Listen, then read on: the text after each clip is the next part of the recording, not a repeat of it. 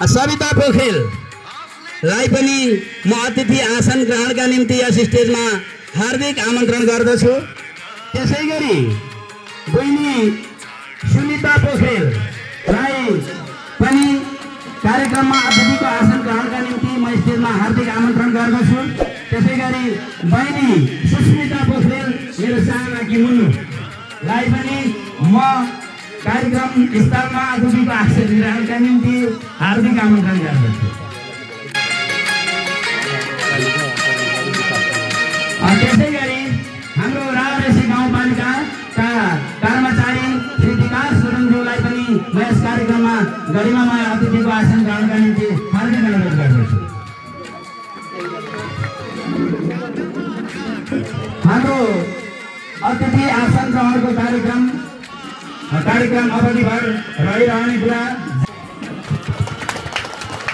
धन्यवाद बसन्त सर।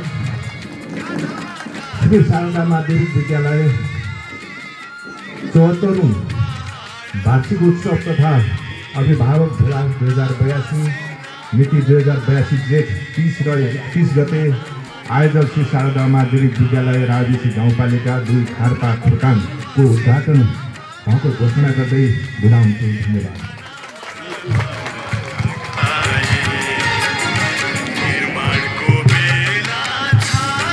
धन्यवाद प्रमुख अतिथिज्यू लगायत कार्यक्रमका सभापतिज्यू। हाम्रो कार्यक्रमको औपचारिक उद्घाटन भइसकेको छ। विद्यार्थी भाइ बहिनीहरू म तिमीहरूसँग मोडमा पनि छैन किनकि गर्मी अत्यधिक छ। मलाई पनि यहाँ बोल्दा निधारबाट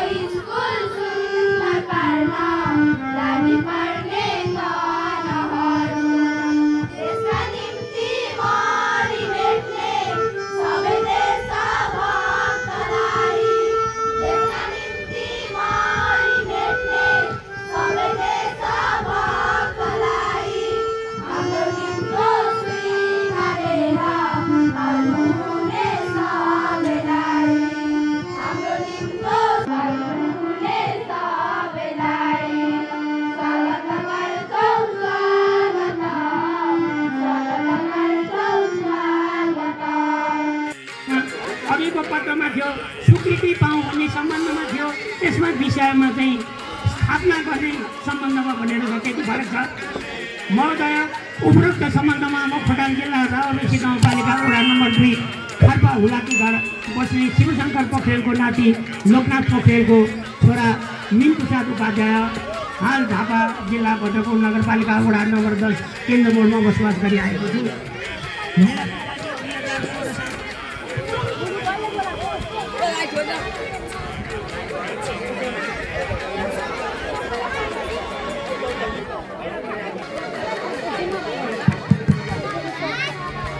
माताजी 2027 साल माघ महिनामा तीर्थाटनको क्रममा भारत बिहार राज्यको गयामा सदानी छोडे परमधाम मेरी पत्नी सीतादेवी सीताकुमारी पोखरेलको विक्रम सम्म 2027 साल भाद्र 6 गते जीवनको पूर्णता प्राप्त भइसकेको छ।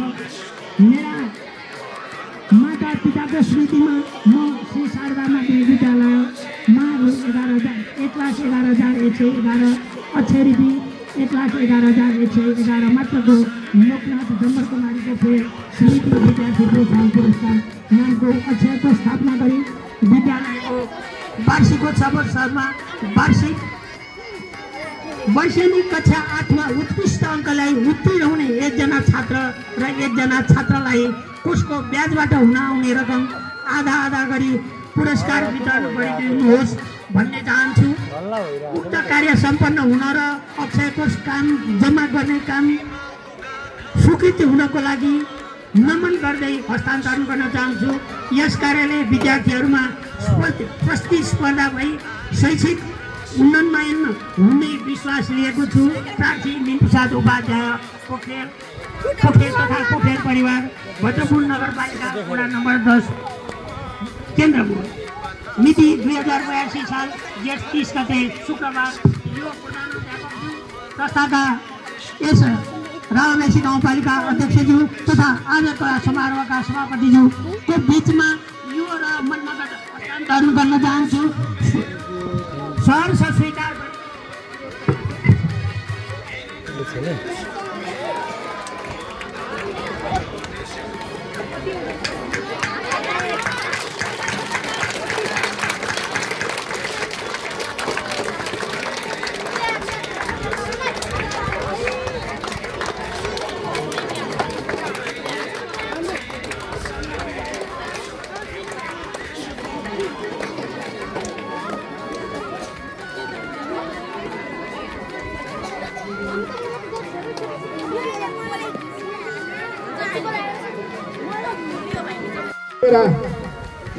अभिभावक विद्यार्थी भाइ म धेरै कुरा बोल्दिनँ। मैले दुईटा कार्यक्रम समापन गर्न दुबेकोल र दुम्बेमा जानुपर्ने छ। त्यस कारणले उहाँहरूबाट अलिअलि फोन आउने सुन्ने दुबेकोलबाट। अब परिस्थिति हामी एउटा पारिवारिक हौँ। खोटाङको यस रावमेसी गाउँपालिकाले 97.44% भूभाग ओगटेको छ। यहाँ यस रावमेसी गाउँपालिकामा बहुसांस्कृतिक, बहुभाषिक, बहुधार्मिक विभिन्न जातजाति एवं जनजातिहरू बसोबास गर्दै आएका छन्। यहाँ विभिन्न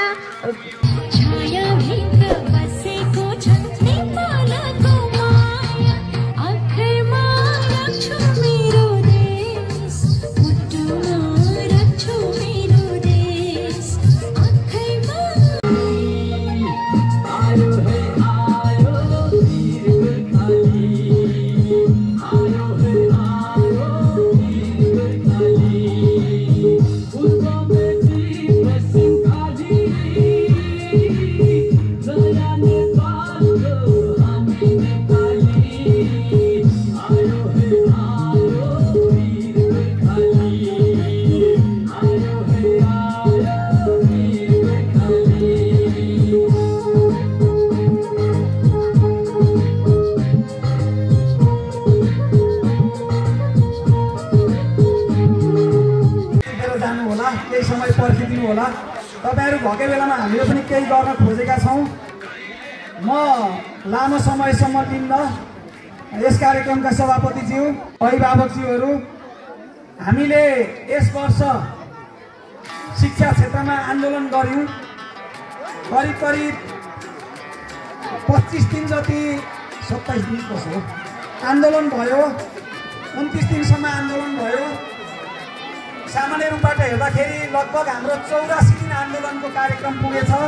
पालिकाहरूमा र अन्य ठाउँहरूमा राखेर लामो समयसम्म आन्दोलन गरियो र यो आन्दोलनको क्रममा